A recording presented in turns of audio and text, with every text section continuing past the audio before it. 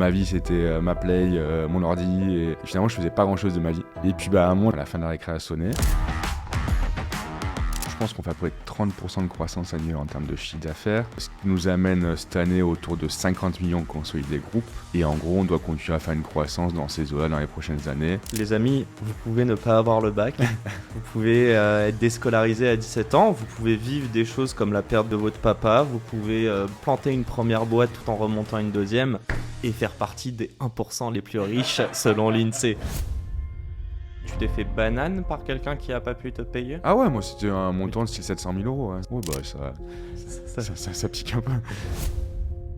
Les amis, avant de vous présenter ce podcast, je voudrais remercier notre partenaire du jour. C'est Conto, le compte pro qui simplifie vos finances pro. Conto simplifie le quotidien bancaire des PME et des indépendants en offrant un service de création d'entreprise et un compte pro 100% en ligne, des outils de facturation, de gestion de comptabilité et de gestion des dépenses. Avec un produit innovant, un service client hyper réactif et disponible 24 heures sur 24 et 7 jours sur 7 et des tarifs transparents, Conto est naturellement devenu le leader européen de sa catégorie. Aujourd'hui, c'est déjà 1 demi-million de pros qui sont déjà clients de Conto. D'ailleurs, on a reçu son CEO Alexandre Pro il y a un peu plus de 3 ans, à l'époque où Conto n'était pas une licorne. C'est l'épisode 31 pour mieux comprendre leur vision avant-gardiste. Bref, si vous souhaitez ouvrir un compte pro, ça vous prendra 10 minutes seulement et ça se passe sur leur site conto.com, Q-O-N-T-O.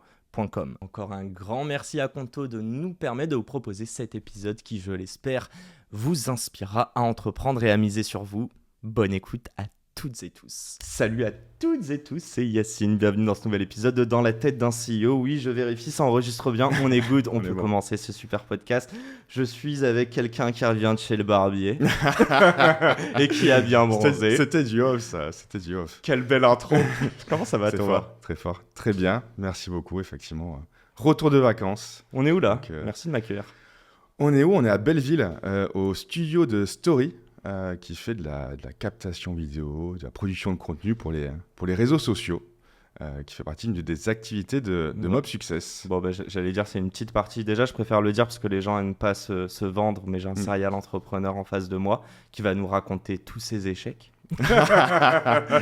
Et ses réussites quand même. Il y en a. Non, mais on va commencer par les réussites. Tu viens de parler de Story qui est une petite partie j'allais dire de Mob. On peut dire Mob. On peut dire Mob, on dit Mob. MS comme Microsoft. C'est fort. Beaucoup d'humilité chez mon ami. Non, raconte qu'est-ce que MS, qu'est-ce que Mob Success. Mob, c'est une boîte de garage déjà. C'est une boîte que j'ai montée il y a 10 ans.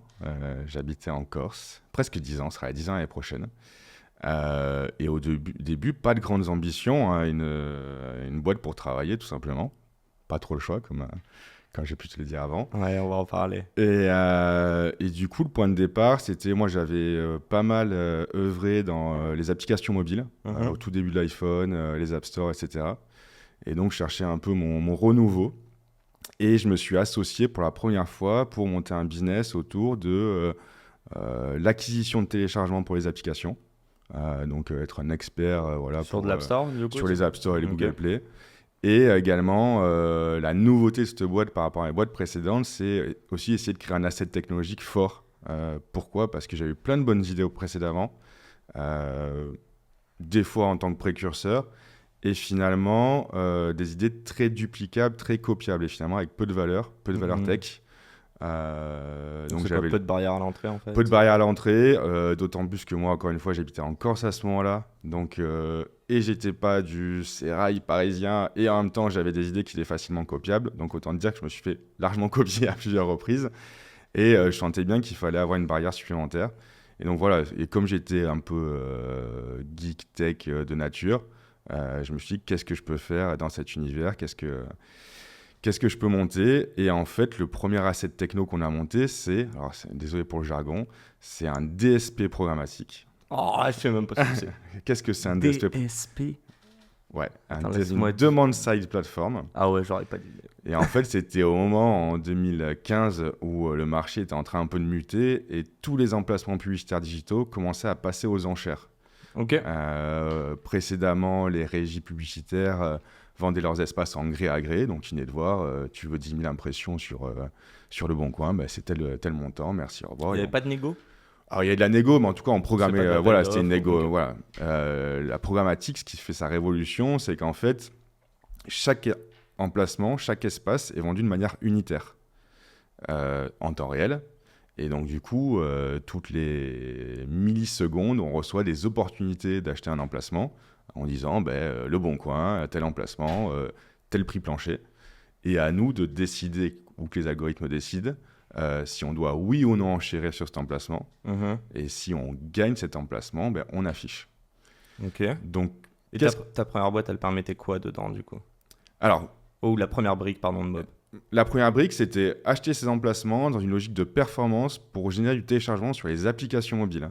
Ok. Donc, j'achetais des emplacements sur les applications mobiles pour faire du téléchargement d'autres applications mobiles de mes annonceurs. Donc, c'est comme ça que ça a démarré, mais finalement, c'était un asset technologique qui était, qui avait un peu le vent en poupe et qui commençait à être un peu connu. Enfin, ça démarrait. En tout Ok. cas, c'était... et puis, c'était l'opportunité pour moi, toujours en Corse, d'avoir finalement accès à des inventaires publicitaires qui sont habituellement, on va dire, moins accessibles tout d'un coup parce que j'avais une techno, je pouvais acheter un emplacement sur Le Figaro, sur Le Bon Coin, sur Météo France, alors que j'étais, entre guillemets, personne et j'étais une toute petite structure et c'est ce qui faisait la force et l'opportunité de tout ça. Donc, on a monté ça à 2 au tout départ, mais... Donc c'est de la pub à la base. C'est de la pub, c'est de l'acquisition payante, mais avec vraiment un focus application. 9 ans plus tard, c'est quoi? Et après, on va en reparler, on va repartir là-dessus. 9 ans plus tard, déjà, c'est un groupe. Alors, ça peut paraître un peu... Aïe, aïe. Ouais, ça peut paraître Ça pompeux. fait des acquisitions. Non, mais ça peut paraître pompeux, mais c'est finalement un peu ce que c'est, parce qu'effectivement, on a pas mal d'activités au sein du groupe, des filiales, des acquisitions. Donc, c'est un groupe de marketing digital, Mhm. très orienté performance, et c'est toujours une combinaison de tech et d'expertise. Donc, en gros, c'est un besoin client, une réponse d'expert, et comment la tech peut nous aider à être plus efficient, Ok. À mieux plus cibler, efficace, ok. etc. Donc, il y a toujours cet ADN très, très tech. Il y a un côté créa dedans ou pas Il y a forcément? aussi un côté Ok. créa qui est incarné par Story. Ok. Donc Story, effectivement, c'est l'agence social brand content qui fait 3 activités, aussi bien toute la partie création des assets créatifs pour la partie publicitaire payante, de la production audiovisuelle pour les réseaux sociaux et de la stratégie aussi de contenu. Donc c'est eux qui écrivent la strate de contenu d'une marque. Qu'est-ce que tu dois publier sur les réseaux? Pourquoi? Quelle est ta cible? Est-ce que tu dois aller sur TikTok? Oui, non. Voilà, donc ils répondent à tout ça. Donc voilà, donc effectivement, plusieurs activités, des clients qui peuvent être clients d'une seule activité ou de plusieurs, Ok. et des équipes indépendantes, mais une structuration de groupe qui permet aussi d'avoir des équipes transverses qui pilotent l'ensemble. J'ai une mini question avant de rentrer dans le vif du sujet. Et avant ça, pour que les gens comprennent, on va faire un tour dans ta tête. Ça s'appelle Dans la tête d'un CEO. Et entre guillemets, je prends ça au mot. Et je veux vraiment faire un tour dans ta tête. Il y a un petit spoil, je crois que t'as pas le bac. Non, Tu m'as dit, j'ai pas le bac. je l'ai pas raté, je l'ai pas passé. Voilà, Donc, tu m'as dit aussi, je ne lis pas. alors je ne dis pas, je ne dis pas, ouais, Mais pas attends, assez. on va en Oui, parler. oui. Moi, je le dis tout le temps. Mm, mm. Je suis un piètre lecteur. Ouais. On voulait me payer pour que je lise plus jeune. Mais c'est bien, ça nous a permis, je pense, toi comme moi, de développer, tu vois, Ouais. d'autres skills. On va en parler. Avant ça, juste une question qui me concerne. Moi, je veux créer d'autres projets. Ouais, je t'en parlerai en off. Pas à mes auditeurs. Pas encore. Non, plus sérieusement, est-ce que tu peux commencer une boîte comme Mob Success en étant un groupe? La question que je me dis, c'est est-ce que t'as pas... Ouais, c'est trop Non. dur, sinon tu t'éparpilles Ouais. et on comprend pas quitter. Non, mais nous, ça a plus été les opportunités qui ont fait qu'on a eu des activités qui sont développées de part et d'autre et aussi des opportunités d'acquisition. Et ça devenait un petit peu justement un joyeux bordel parce qu'il fallait aussi consolider tout ça en termes de marketing et on y est encore. C'est-à-dire comment être identifié, qu'est-ce que tu es réellement, comment on se définit. Et tu parleras, tu vois, on est je pense, environ 180. Tu demandes la définition de Mob Success aux 180 personnes. Je ne vais pas dire que tu risques d'avoir différentes façons de décrire ce qu'on fait. Ok, ça dépend des use cases, du client. Exactement. Donc là, justement, c'est aussi pour ça qu'on s'est défini en tant que groupe. C'est pour créer du lien entre les entités, les solutions et les gens. Parce que c'est aussi ça, que les gens aient un sentiment d'appartenance globale. Donc c'est quand même la vision, c'est qu'à la fin, tu vois, il y a des groupes qui consolident, mais qui finalement gardent beaucoup les entités côte à côte avec très peu de synergie, même commerciale, etc. C'est plus des synergies financières. Nous, c'est qu'on a un parti pris quand même différent. Il y a quand même une thèse, on va dire, autour du marketing digital. Et ensuite, que ce soit une acquisition ou une création d'activité, c'est quand même tout de suite créer du lien. Le but, c'est de garder ton client et de l'upsell sur plein d'autres choses. Effectivement, et puis parce qu'un client qui travaille qui collabore avec nous sur plusieurs solutions, il a besoin d'avoir un interlocuteur unique, quelle que soit la solution. C'est aussi pour que les gens apprennent des autres, parce que finalement, quand tu as un pôle conseil qui est dédié à une des branches d'activité, pourquoi finalement ils ne bossent pas tous ensemble? Parce qu'ils peuvent aussi apprendre les uns des autres. Donc, ouais, c'est tous ces enjeux, et puis c'est aussi de la mutualisation. C'est finalement... si tu fais un groupe pour avoir autant d'entités, autant de structuration, on va dire, pour chaque entité, en fait, tu n'as plus forcément beaucoup d'intérêt d'avoir un groupe et tu peux faire aussi des boîtes à part. Donc, vous les pilotez en différents... Juste, ça c'est ma curiosité, d'un point de vue CA et d'un point de vue renta, est-ce que tu peux les piloter de manière différente? Ouais, ce sont des PNL dédiés, Ok. même qui sont fictifs parfois parce que ce n'est pas forcément une entité juridique distincte, mais par contre, c'est un PNL dédié. Sur Donc, l'activité. Sur l'activité, ouais, Ok, tout à fait. Donc il y a des coûts qui sont groupes et qui sont ensuite répartis sur les activités. Et donc effectivement, il y a quand même une analyse de... Mais tu peux pas avoir cette analyse de dire ça c'est un produit d'appel sur lequel on marche peu, mais par contre on sait qu'on pourra upsell sur cet autre... Si, ça peut faire partie des réflexions effectivement. Et puis il y a même des premières prestations qu'on fait pour des clients sur lesquels on va gagner... pas forcément beaucoup d'argent, voire peut-être même en perdre, mais finalement le pari c'est de faire rentrer une acquisition, en fait. Voilà, le client dans l'écosystème, goûter à l'expérience entre guillemets au service qu'on peut lui rendre et de se dire que derrière ça peut être un client sécurisé. Ouais, et puis mettre les menottes non là. mais finalement ça peut paraître très tactique, mais on est quand même avant tout aussi, enfin on est très passionné par ce qu'on fait, donc on a quand même à cœur de bien faire les choses. Donc, quand on a un client, en fait, on va avant tout le satisfaire et continuer de bosser pour lui. Tu vois, on a la chance de travailler pour des très belles marques, pour des très belles enseignes.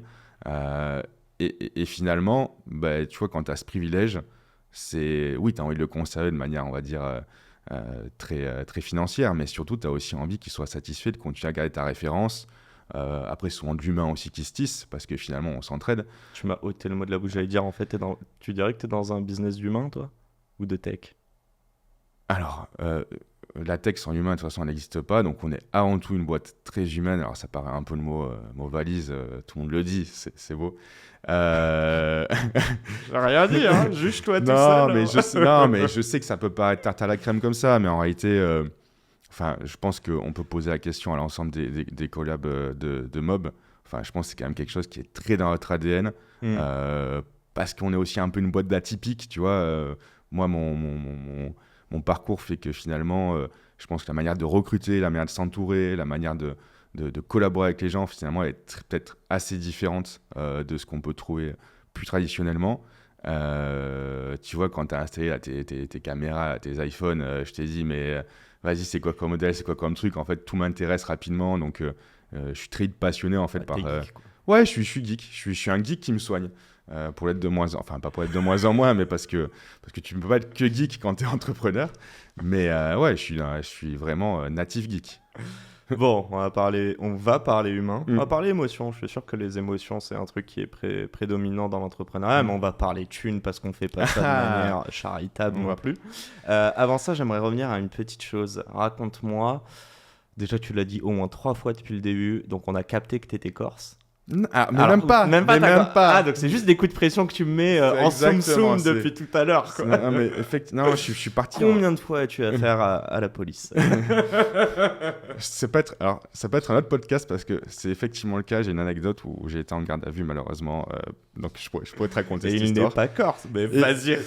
Non, elle est beaucoup trop longue. C'est lié à un business que j'avais. Alors, chers auditeurs, si vous voulez cette histoire, envoyez-moi des DM, on va la harceler. Non, mais c'est 72 heures de garde à vue, blanchie depuis, mais une vraie garde à vue sérieuse. C'est pas 48 normalement? Non, c'était au moment. Moi, je suis allé en garde à vue au moment où ils avaient passé la loi Sarkozy, où en fait on pouvait proroger jusqu'à 96 heures. Et je pense que c'est les 3 mois que la loi était passée, ils m'ont gardé 72 heures.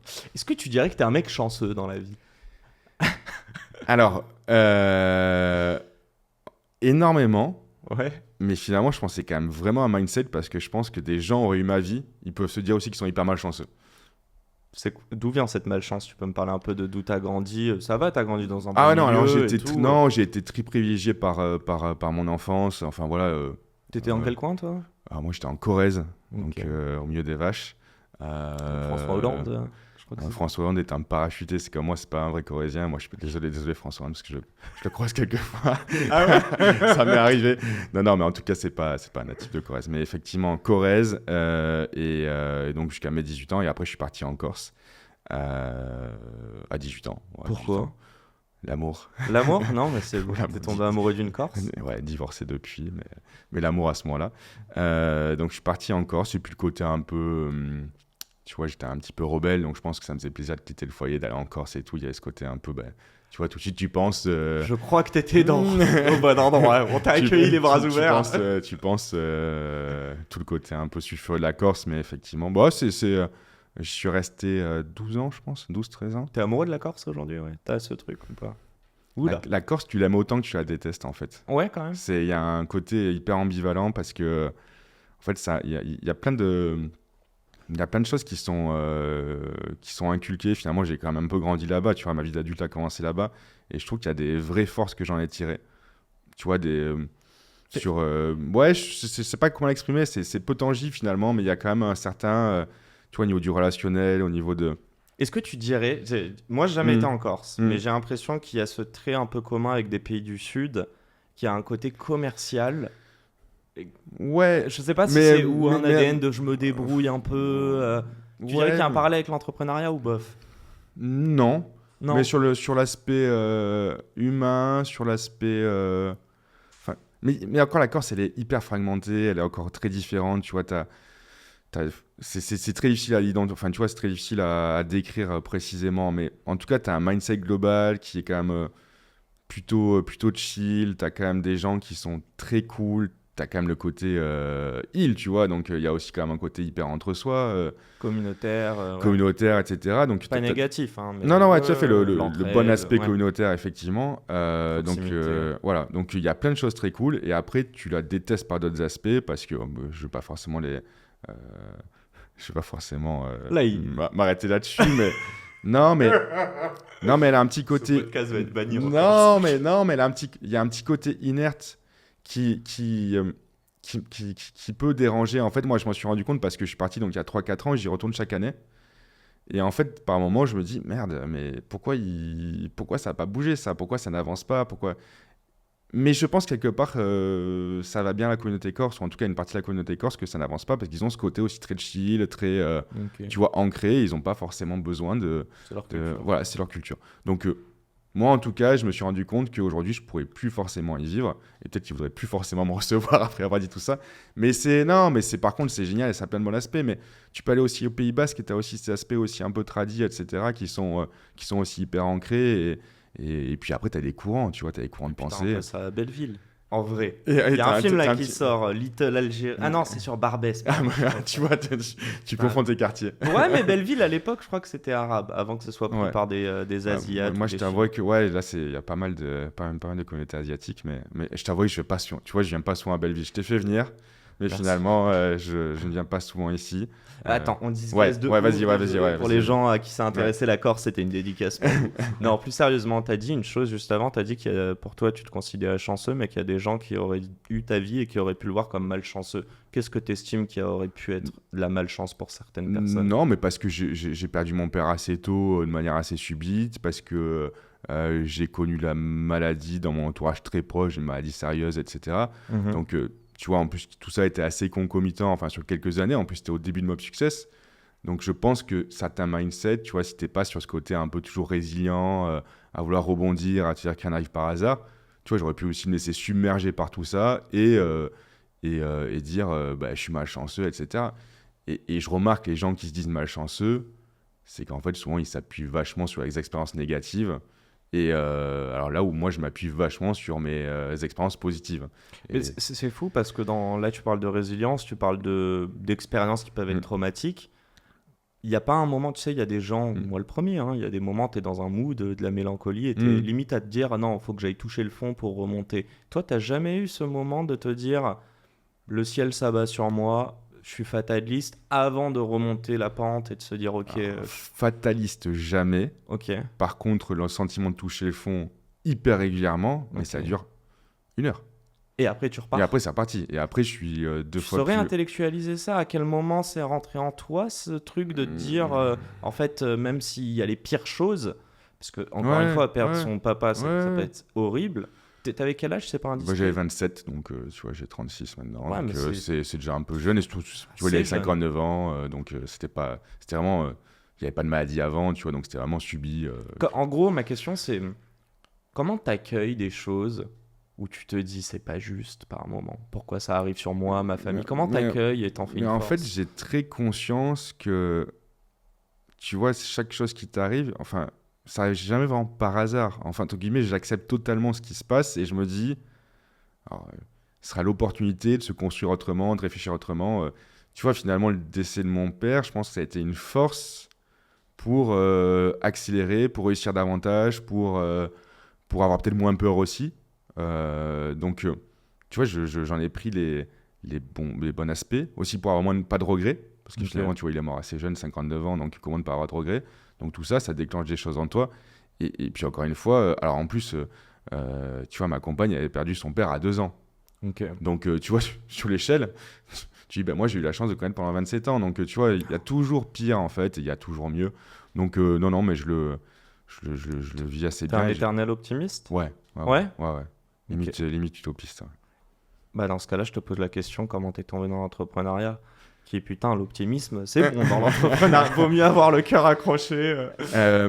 Comment je suis tombé dans l'entrepreneuriat? Ben, en fait, très tôt, donc comme vous l'avez compris, geek, jeux vidéo. Ah ouais? J'adorais les jeux vidéo. Tu vois quoi? Non, mais tu vois, j'ai commencé avec la Game Boy, la NES, la Super NES, la C'est vrai que t'es 64. vieux. J'ai oublié Ouais, tes ouais, cheveux ouais. gris. Ouais, non, mais ouais, donc j'ai commencé très tôt. Je me suis passionné pour même l'industrie du jeu vidéo, tu vois. J'ai voulu partir très vite au Japon. C'était l'époque où le jeu vidéo était encore hyper centralisé sur le Japon. Mm. Je regardais plein d'émissions de télé. Je lisais des magazines. Enfin, vraiment, je mangeais du jeu vidéo en permanence.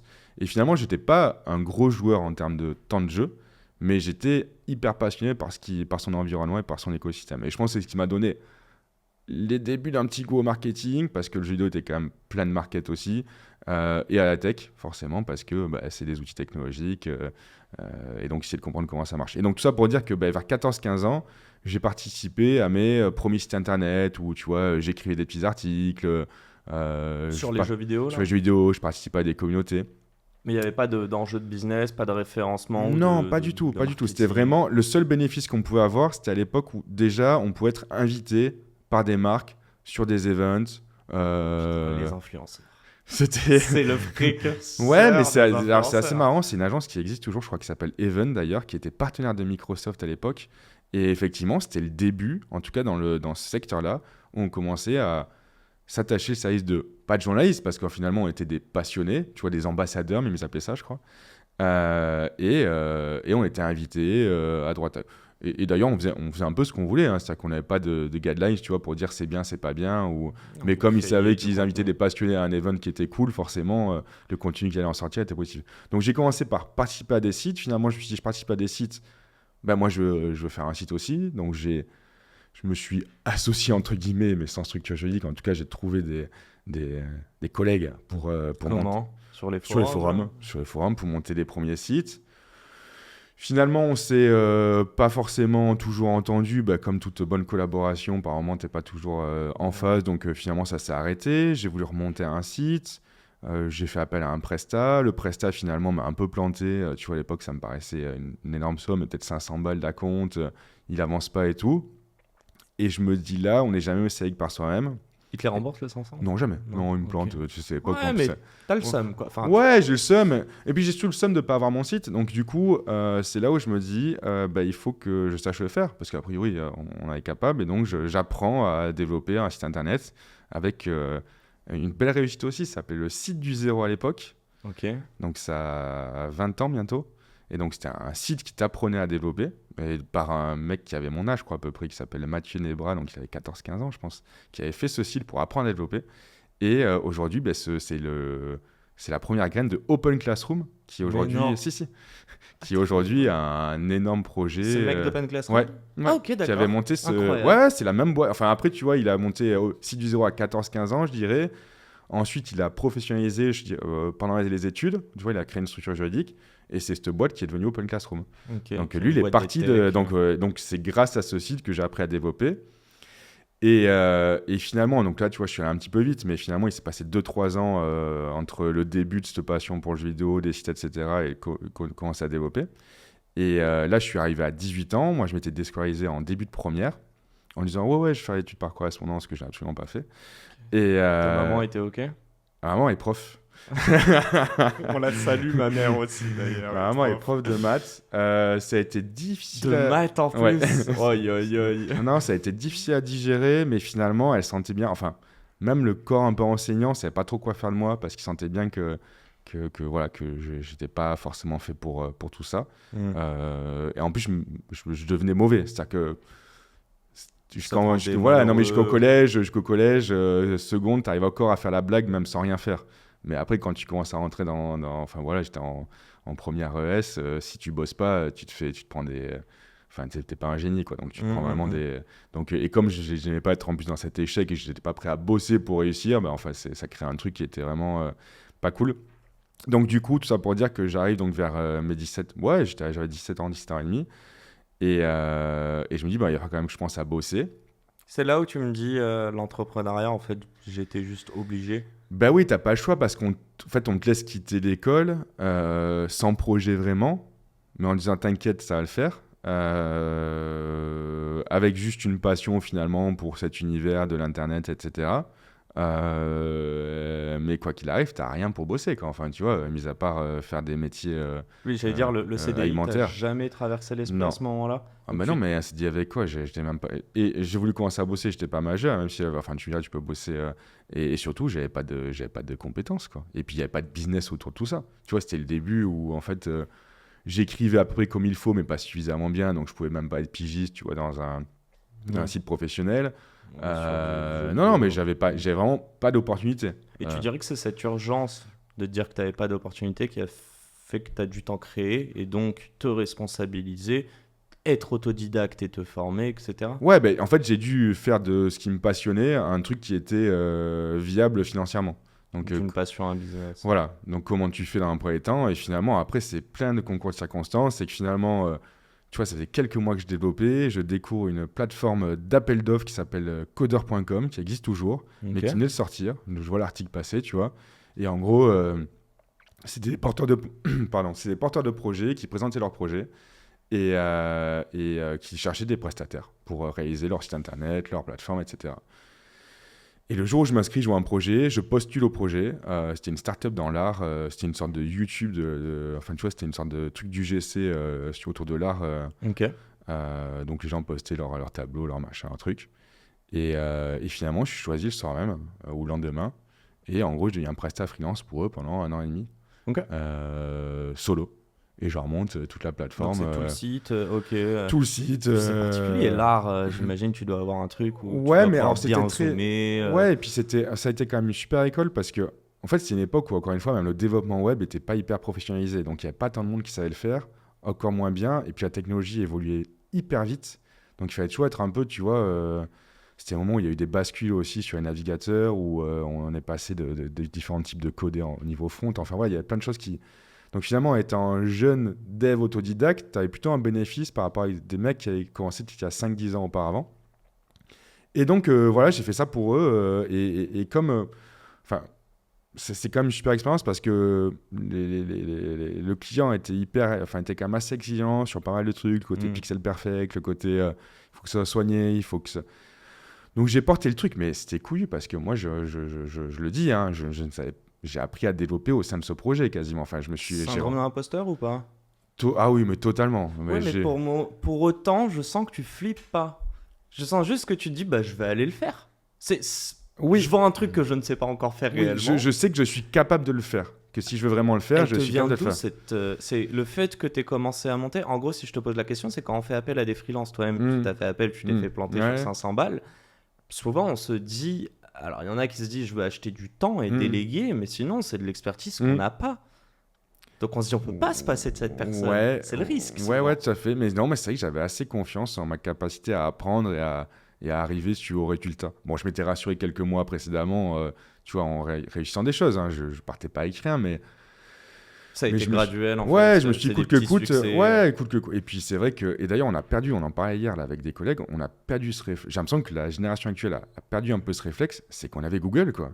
Et en fait, Google, bah, c'est un puits d'informations énorme. Donc, dès que tu n'arrives pas à faire un truc, tu demandais à Google comment tu fais, quoi. Et donc, Tu sais qu'aujourd'hui, des employés, enfin, moi j'ai été dans des boîtes, les employés qui utilisent Google et leur smartphone au quotidien vont plutôt aller demander de l'information à quelqu'un que la chercher par eux-mêmes. C'est exactement ce qu'on disait hier. Et si bien que ça devient... Je te parle de ma génération. Ouais, non mais... je sais pas, moi je suis un peu entre eux, je sais plus quel âge je suis, attends. 30 ans. Ah, 30 ans, tu vois, on a 6 ans d'écart, donc moi je dois être entre deux générations. Effectivement, alors nous en plus on a le phénomène du nombre avec plein d'expertise. Et en fait, plutôt que de demander la question rapide sur Google, tu pousses un Slack et tu dis, au fait, c'est quoi ça ou comment ça marche? On va la faciliter. Sachant qu'on a un Google, mais surtout, on a un Notion interne. C'est en plus maintenant qui est dopé par l'IA, où tu as toute la doc de la boîte. Et donc, tu peux au moins poser la question pour savoir s'il y a un truc à te répondre. Et les gens ça font marche pas le réflexe. Tu dirais que l'entrepreneuriat, on y arrive là, et moi j'ai surtout envie de parler de la boîte que tu as montée et de faire ce petit post-mortem avant d'arriver sur Mob Success. On va arriver rapidement, mais juste cette question, est-ce que tu dirais que l'entrepreneuriat c'est un état d'esprit plus qu'un job? Est-ce que tu dirais que cet état d'esprit, si tu peux le définir, mais est-ce que tu dirais que c'est l'anti-assistana?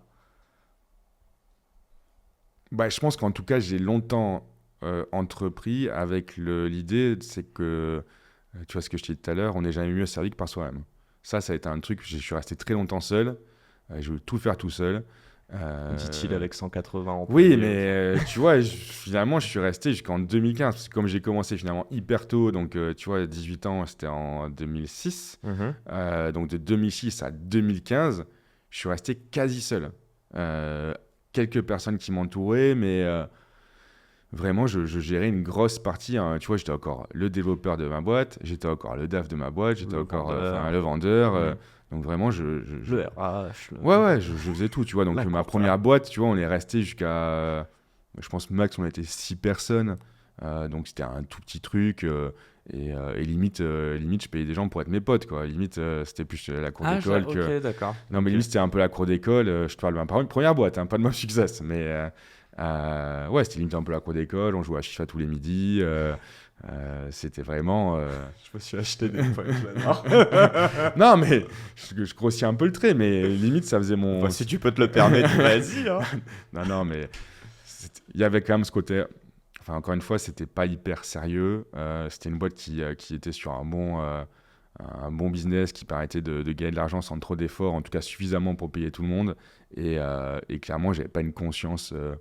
Enfin, tu vois, j'avais pas la conscience, la rigueur professionnelle que j'ai tout de suite eu quand j'ai monté Mob. Juste avant, c'est quoi la limite? Et là, tu dis justement, j'étais dans un business. J'ai l'impression que c'est négatif quand tu dis ça me demandait pas trop d'efforts. Est-ce que tu te sentais, je sais pas si c'est de la légitimité, en mais fait, quand ça te demande pas trop d'efforts, quoi. Ouais, non, c'est quand ça te demande pas trop d'efforts, c'est surtout que tu as loupé l'opportunité de mettre plus d'efforts et de réussir davantage. Tu vois, c'est plus ça.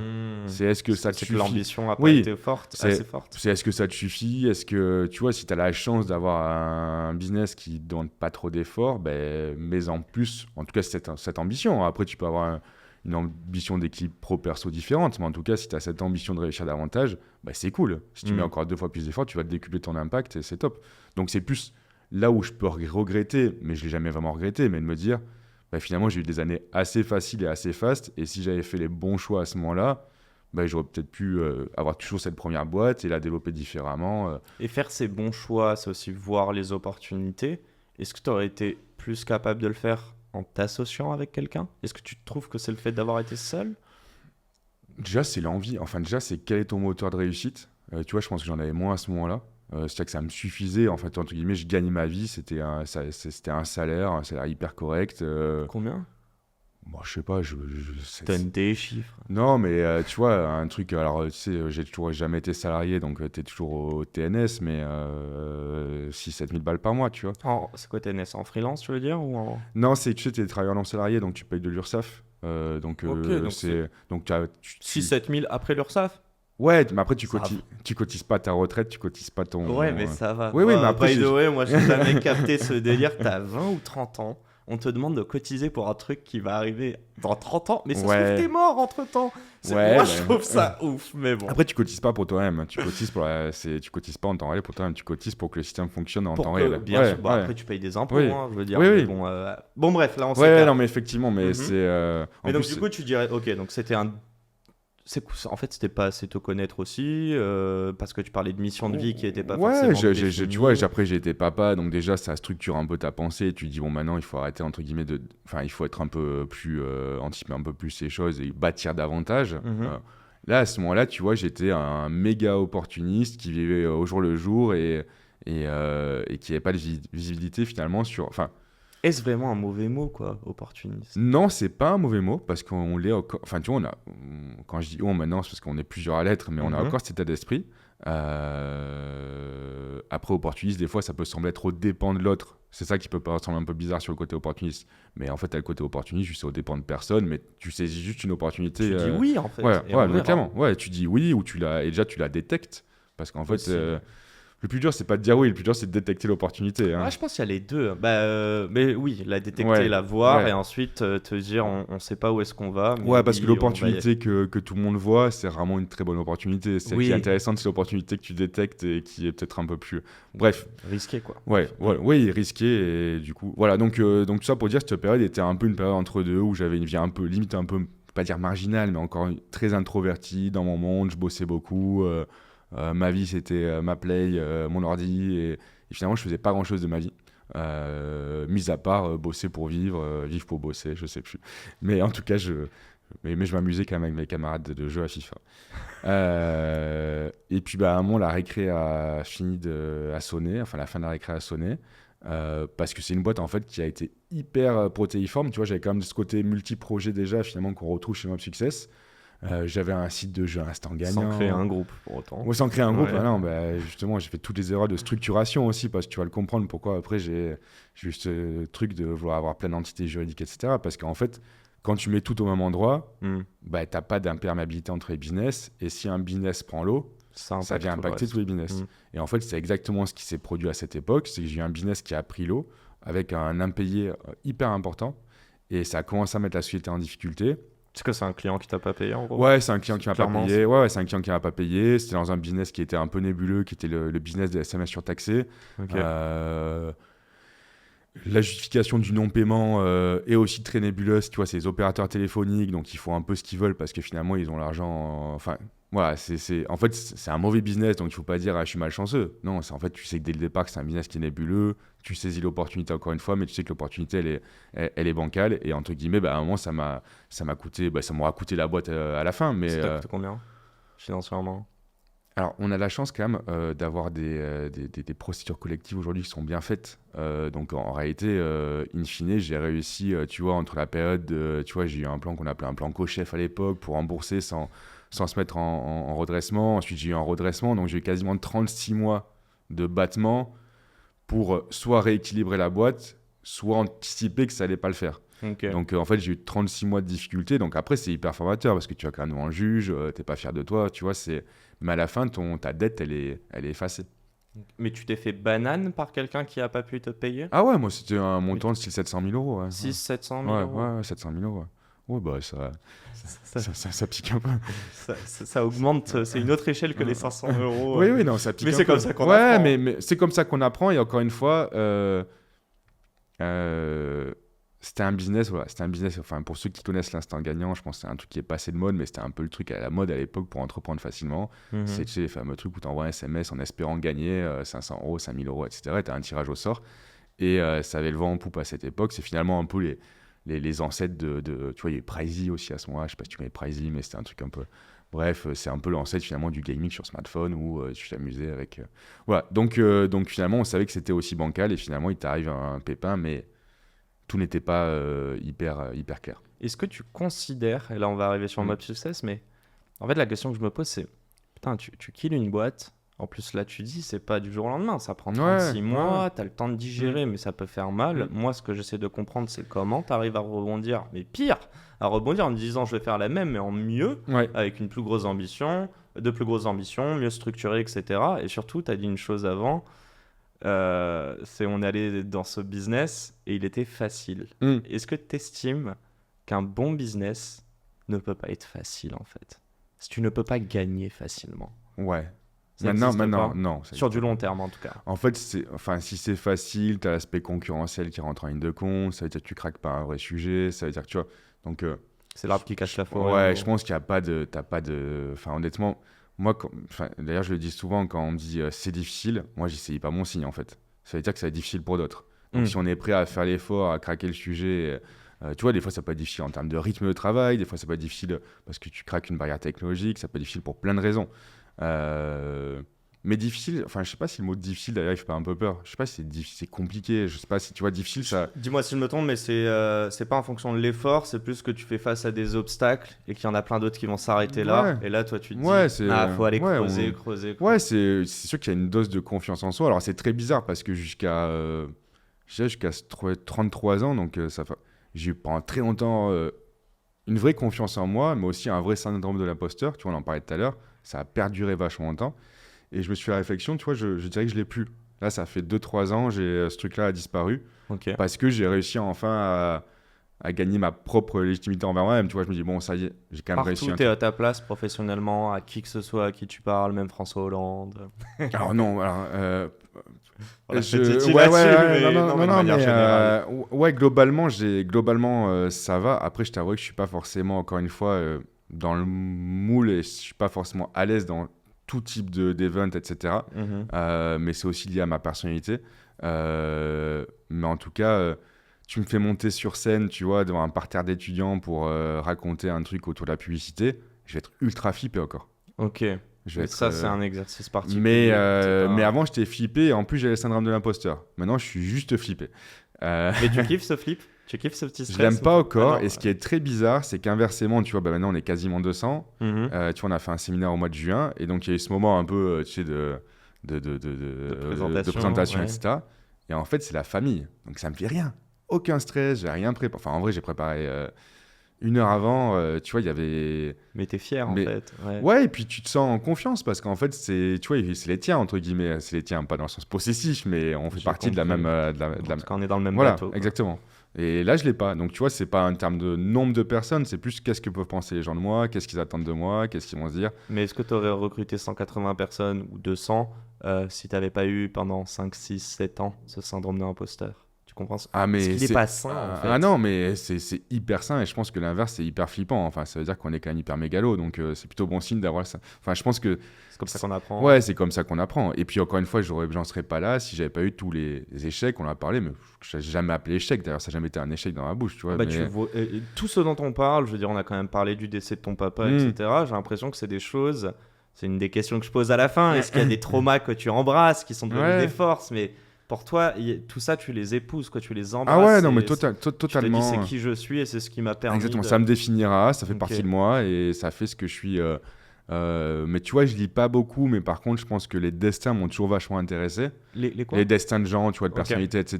Donc, tu vois, j'étais très amateur de talk show, etc. Les gens qui racontent Donc, t'es leur vie, curieux aussi. Ouais, j'ai quand même cette curiosité. Et en fait, tu te rends compte que dans toutes les. Tu vois, toutes les grandes réussites ou les gens qui ont eu un parcours pro qui méritent d'être racontés, c'est finalement qu'ils leur sont arrivés 1000 choses dingues. Tu vois, c'est pas en restant, entre guillemets, chez toi dans ton canapé qu'il va t'arriver des dingueries. Des dingueries. Donc, T'avais jamais entendu le mot entrepreneur juste avant de le devenir par la force des choses à non, 17, parce 18 que ans, quoi. non, c'était pas. Enfin, ou si je l'ai entendu, c'est que c'était un truc qui est très. Tu ne t'y identifiais Non, pas, pas du tout. Non, j'ai eu le petit. En fait, la première fois que j'ai connu ça, je sais que j'étais en vacances. Je pense que c'était à. Peut-être bêtise, mais ça devait être à Cannes. Et je crois qu'il y avait un congrès Microsoft, il y avait Bill Gates qui venait. Ok. Et je pense que j'étais tout gamin. Je te parlais de ça, j'avais peut-être 10-12 ans, tu vois. Et en fait, mes parents m'expliquent que bah, c'est l'homme le plus riche du monde. Et il a fait Microsoft. Et ça, je sais que ça m'a marqué. Donc tu voulais être riche un peu? Ou c'est parce que c'était du geek que ça t'intéressait? Alors, aussi ouais, je pense que honnêtement, je pense que je veux être riche, mais pas dans le côté posséder de l'argent. C'est l'high score, tu vois, c'est l'high score du jeu vidéo. Ok. Alors, il y en a qui vont me dire, mais c'est n'importe quoi de penser comme ça et tout. Moi, c'est mon côté ludique à l'entrepreneuriat, c'est de se dire, et quand je dis riche, tu vois, c'est même en termes de chiffre d'affaires, en termes de taille de groupe, c'est même pas ma richesse personnelle, mais en tout cas, l'argent pour moi est quand même un score, tu vois, de réussite, etc. Et un indicateur, pas de réussite personnelle, mais tu vois, d'atteinte d'objectifs. Donc c'est un truc que je vais regarder beaucoup. Donc le CA plus que ton salaire. Ah oui, oui, Côté oui, oui, dividende oui. ou Et autre. puis, et Ok. puis, et puis, tu vois, pareil, il y a beaucoup de fantasmes sur les salaires et tout. Aujourd'hui, quand tu es entrepreneur et quand on veut te mettre dans les bonnes dispositions, ton salaire sert juste que tu n'aies pas à penser à ton salaire. En fait, c'est son seul intérêt. C'est que, tu vois, quel que soit, tu vois, quand tu as besoin d'entreprendre et d'avoir l'esprit libre, il faut juste que tu aies un niveau de revenu qui te permette de dire, j'ai pas à m'en préoccuper outre mesure. Ça peut dire que tu fais n'importe Ouais, quoi, bien sûr. mais ton juste pour vivre, en fait, que tu sois. Ouais, que tu sois pas là à essayer de négocier Voilà. avec toi-même pour te prendre une augmentation. Exactement, exactement. Ou que tu dises, voilà, Pas je de suis en galère en ce frustration. moment et ça te prend la tête pendant 10 jours, tu vois. On sait que quand tu as, tu vois, donc c'est quand tu as des partenaires, quand tu as des associés, etc., qui sont pas opérationnels, mais qui sont là aussi pour parler de rémunération, bah, c'est souvent le premier intérêt de la rémunération, c'est juste que ça ne soit plus un sujet pour toi. Et que, Ok. n'aies pas, Et que ça le soit plus pour tes associés. et que, voilà, que etc. tu n'aies pas y pensé, effectivement. Ouais. Raconte-moi juste, bon là on va y arriver à Mob Success quand même, mais mec, comment tu fais? J'allais dire te relever, mais est-ce que t'es tombé quand t'as monté, Ah non, quand mais t'as pas du craché tout, ta non, boîte? pas C'est du même tout. pas tombé en fait. Non, mais je suis tombé. Mais encore une fois, quand je tombe, c'est 1 heure ou 2. C'est Ouais, une nuit. Tu vois, c'est. T'as je pas m'en- le temps de l'intellectualiser, de te dire Non. ah, là faut que je reparte. Non, non. Psychologiquement, ça Et se en fait vrai, ça direct. fait peur parce que tu vois, je me faisais la réflexion. Je parlais avec un entrepreneur l'autre jour. En plus, un bel entrepreneur pour le coup parce que. Ça veut pas lâcher des noms. Non, non, mais, non, mais je parlais à Phi Business T, donc, qui a fondé Jiffy. Petite boîte. Ouais. Ouais, petite boîte. Et je lui dis, c'est marrant, ça me fait presque peur parce que j'ai l'impression de ne pas avoir encore connu la difficulté. Tu vois, c'est le Mob Success, le vrai coup dur, le truc compliqué. Même le Covid. Non, on l'a transformé en opportunité. Tu vas raconter. Ok. Même le Covid, non, mais on a eu les gilets jaunes, on l'a transformé. Enfin, les gilets jaunes, je parle pas du mouvement Non, social en lui-même, la l'impact des crise. gilets jaunes. T'as vu, je fais toujours attention quand même à ce que je dis. Bon, fais attention. Ce serait bien que ce podcast marche. Non, mais voilà, tu vois l'impact des gilets jaunes à l'époque parce que ça a beaucoup touché la distribution, le Covid ensuite. Effectivement, ça a toujours été des opportunités pour nous. Ok. Donc, ok. Bon, je vais Donc, arrêter on va de pas- t'embêter à ouais. essayer d'intellectualiser. Non, plus, mais t'avais donc pas j'ai cette, jamais eu ce sentiment d'échec profond ou Ok. de dire que je vais pas me relever ou. C'était quoi le pire qui puisse arriver, étant donné que tu fermes une boîte suite à des impayés? C'est quoi le pire, même aujourd'hui avec Mob Success?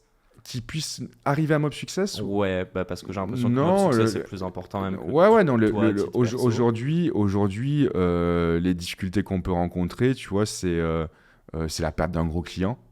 Oui, mais c'est Oui, mais ça reste, ça tu va vois. couler la boîte. Non, ça coule pas la boîte, C'est mais quoi ça. la pire des choses. C'est ça, le pire des trucs. T'as assez de trésor, je sais que demain, pour couler, si t'as pas assez de trésor, c'est vraiment que t'es un mauvais gestionnaire ouais. ou quoi. Donc c'est pas non, ça. mais en fait, le pire qui puisse arriver à une boîte, c'est quand même commencer à gérer la décroissance. Tu vois, même si c'est le premier euro de décroissance, en fait, t'as pas du tout le même mindset dans la boîte et t'as plus les mêmes réflexes. Alors que je suis sûr que t'es pas content quand la croissance du mois dernier n'est pas soutenue ce mois-ci. Donc on est même, on Et est ben, même tu te pas trompes. dans un... Et non, mais tu te trompes, je m'en fous. Alors, c'est ça qui est Ah très ouais. bizarre. Ah, Ouais. ok, En fait, d'accord, si tu veux, non, mais c'est pas que je m'en fous, mais si tu veux, moi, je fais. En fait, quand on participe au budget, je veux toujours faire des budgets où je dis que je veux pas qu'on se prenne la tête avec le budget cette année. Ok. Donc, je fais des trucs le plus conservateur possible, qui affiche la croissance, malgré tout qu'on attend, parce que tu as quand même des KPI financiers à tenir. Mhm. Mais j'aime pas me mettre sous la pression du résultat chiffré. Alors, tu vois, c'est bizarre. Tu vois, je te Ouais, dis mais ça, je vois ce que. Ok. parce qu'en fait, ça te fait faire des mauvais choix. En fait, tous les choix que tu vas faire dans une boîte en termes de gestion pour faire du fast cash et pour engranger de l'argent de suite, Si tu vas payer les coûts à long terme. en fait, ça veut dire que tu bâtis pas. En Mm. fait, soit tu fais du rapide fast cash et donc du coup, tu bâtis pas, soit tu prends des décisions pour de l'impact à long terme et ça veut dire que tu construis. Et donc, c'est toujours trouver ce juste milieu entre je construis, je fais de l'argent, je construis, je fais de l'argent. Et Mob Success, c'est encore vachement dans cette période. C'est l'intérêt d'avoir 3 entités. C'est que tu peux faire du fast cash sur l'un tout en construisant sur Alors, l'autre. il y a des entités, effectivement. Ouais, déjà, de toute façon, avoir plusieurs business, ça permet effectivement de se reposer à des moments plus ou moins sur l'autre. Et effectivement, on a des entités où tu as un business avec beaucoup moins d'inertie, où les clients rentrent beaucoup plus rapidement, avec des taux de marge peut-être plus conséquents.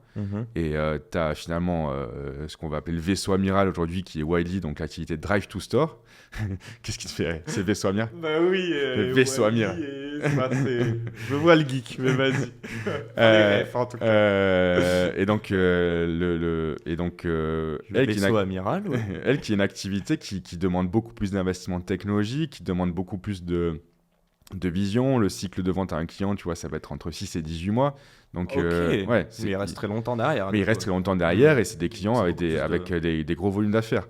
Donc, tu vois, on a des business où c'est un panier moyen à 30 et quelques mille euros. On a des business où c'est des paniers moyens à 500 000 euros. Ok. Tu vois, donc il y a vraiment une... Et donc ça te permet d'avoir plusieurs, effectivement, étages dans la boîte. Et tout ça pour dire, je sais plus quelle était la question, mais en tout cas... pas, là, on dit... Ouais, voilà. Mais bon, en tout cas, c'est pour te dire que oui, c'est l'intérêt d'avoir plusieurs entités. Et raconte le début là, de ces entités. Est-ce que dès le départ, il y a cette vision d'avoir 3 entités? Non, absolument pas. Mais c'est plus l'esprit et c'est ce qui fait que j'y suis toujours et que tu vois, intellectuellement, c'est intéressant. En fait, aujourd'hui, je sais que tu vas me poser la question. Un jour, tu vends. Bah, tu vois pourquoi je ne sais pas encore. Il y a du financement avant sur lequel je veux aller. Il y a aussi l'association. Non. Je pense que l'intérêt intellectuellement d'avoir plusieurs entités en tant qu'entrepreneur, c'est de pouvoir s'aérer la tête. Être toujours focus sur le même business. En réalité, c'est hyper entêtant. Et le côté passion peut vite déraper. Moi, quand je vais au studio, honnêtement, je fais une réunion d'1 heure par semaine avec le... Et encore, il va dire que c'est pas vrai parce que je compte une fois sur deux. Avec le boss de Story.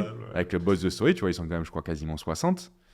Et je sais ce qu'ils font. Je peux être des fois à des pitchs commerciaux, etc. Mais ça me prend en réalité 4 heures de mon mois. Mais tu es quand même rassuré. Enfin, tu t'as confiance et en même temps... Oui, et puis après, toutes mes actions côté groupe servent Story aussi. Parce que forcément, c'est aussi cet équilibre. Mais entre guillemets, donc je connais... D'ailleurs, je connais le métier, mais plus en tant qu'amateur. Je ne saurais pas dire ce qu'ils font aujourd'hui. Tu connais les 60 ou pas? Non. Oi. Parce que si tu allais me dire oui, là, j'allais te lancer. Donc, au moins, j'apprécie l'honnêteté. Non. Donc, tu commences sur cette première branche. La value prop, c'est quoi? C'est de vendre des espaces publicitaires? Ouais, encore une fois, première branche, c'est marketing d'applications mobiles. Ça, c'est la première branche de Mob Success. Donc, nos annonceurs sont... des M-commerçants, des applications de gaming, c'est des e-commerçants qui ont une application mobile, donc un Cdiscount. Ah, mobile commerçant. Ouais. Ah, je connaissais pas. Ouais. Donc par exemple, un Cdiscount dans son application à l'époque, ils cherchent à faire de l'acquisition et on les accompagne pour faire du téléchargement et aussi optimiser leur rétention, donc que les gens continuent à utiliser l'application et tout. Donc tu vois, il y a cette expertise, c'est le point de départ. Comment juste tu peux vendre ces espaces dans d'autres applications? Comment tu te plugs avec ces applis? C'est le fameux DSP programmatique dont je t'ai parlé tout à l'heure qui me permet d'acheter la publicité aux enchères et de bien l'acheter pour ensuite générer du téléchargement. Okay. Première activité qui dure toujours aujourd'hui, mais en tout cas qui a été standalone pendant 3 ans, je dirais. 2-3 ans. On est 2015? On est 2015 jusqu'à 2018. Jusqu'à 2018. Ouais. Okay. Jusqu'à champion du monde. Exactement, mais c'est marrant parce que toi t'as la rêve 2018, moi j'ai la rêve 90. Tu vois, j'ai encore 98 ans. Moi tu sais que toutes les années je suis en mode ok, donc là c'était l'euro, donc là d'accord, ok, non. À chaque fois. Bon, 2018 et là en fait j'ai l'opportunité et je rencontre un peu par hasard, même vraiment par hasard, Philippe Ginesté, patron de Jiffy, dont je parlais précédemment, qui avait lancé une application via son family office qui s'appelait Bravo Loto, qui était une loterie en ligne sponsorisée par la publicité. Ok, donc en gros, c'était pour les ancêtres, il y avait Banana Loto qui faisait ça 15 ans avant, mais en gros, tu pouvais jouer des grilles de loterie gratuitement et tu matais des vidéos, etc. en reward pour voilà. Et donc nous, on était prestataire pour eux, on faisait de l'acquisition pour eux. Et on monétisait aussi pour eux. Et finalement, comme on commençait à être une grosse quote-part de leur propre business et qu'ils avaient des grosses ambitions sur ce business, l'associé de Philippe Ginesté sur ce projet m'a dit, il faut que tu rencontres Philippe Ginesté. Ok. J'ai dit, ok, très bien. Et dans quelle optique? Il y a un rachat? Là, tout de suite, lui, tu sais, ils avaient pour eux, j'étais un petit poussé, on va le racheter vite fait avant que ça grossisse trop, et comme ça, on s'embêtera pas, on n'aura pas une dépendance. Et à ce moment-là, on était 3, hein, tu vois, donc ça faisait, peut-être on faisait 1,2 million ou 1,5 million de chiffre d'affaires, tu vois, on était dans ces là mais 3 ouais, mais après, on était malin. Ça restait un petit truc. Après, quand on parle de chiffre d'affaires, tu as après la marge brute parce qu'on a Oui, quand bien même des sûr, parce que, emplacements. il y a Donc du tu vois, 1,2 service. million, tu as 40% en gros de marge brute. Ensuite, tu payes les salaires. Donc on était rentable avec un résultat qui était correct, mais ça restait une petite boîte. C'était une Mais petite donc vous structure. avez monté ça et vous êtes resté à 3 pendant 3 ans. Ouais. 3 ans. Enfin, Ok. on est pas commencé à 2, après on est passé à 3 au bout d'1 an et je pense qu'on est resté à 3 pendant Attends, 3 ans. je te coupe, c'est voulu, mais on retombera sur Mm. nos pieds. Juste la parenthèse de l'association, tu les connaissais comment? Ah, pff. C'était un mec dans mon ancienne vie qui s'appelle Gilles Perrin qui m'avait envoyé un mail un jour pour Opportuniste. que je fasse la promotion de son site mobile Ok. qu'il avait développé. Et je lui avais pas répondu parce qu'en fait, on faisait pas la promotion de site mobile.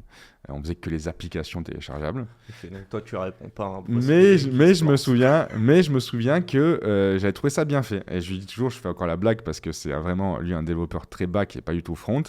Et je m'étais dit, c'est moche mais c'est bien fait. Et ça l'a suivi encore parce qu'il faut encore des trucs moches bien faits. Donc c'est pour ça qu'il arrête de faire.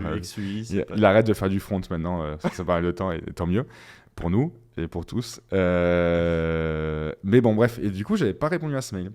Et moi, je continuais à développer pour ma boîte. C'était encore ma première boîte. Parce que si tu veux, Mob Success, c'est ma première boîte.